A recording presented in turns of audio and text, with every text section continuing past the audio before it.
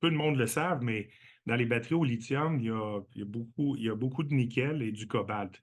Et le gisement du Mont est très approprié pour faire un concentré qui est de haute qualité pour cette industrie-là.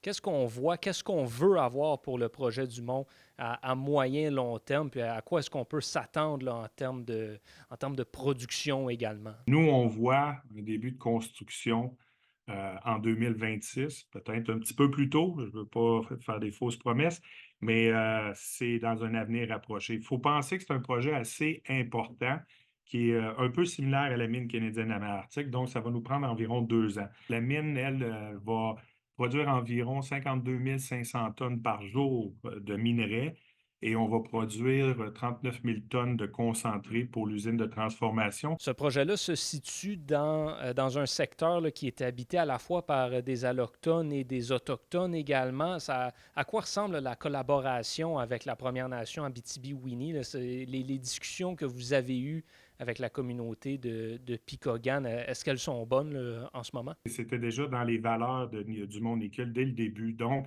ça, c'est. Moi, j'arrive de l'Ouest canadien, en Colombie-Britannique, où on fait beaucoup de relations avec les Autochtones. C'est primordial de nos jours. Donc, ça a été dans les débuts. Là. Ça a été signé, là, si je me trompe pas, là, une dizaine d'années. C'est un retour en Abitibi-Témiscamingue pour vous. Vous avez été à la tête là, de plusieurs opérations minières dans la région au fil des ans.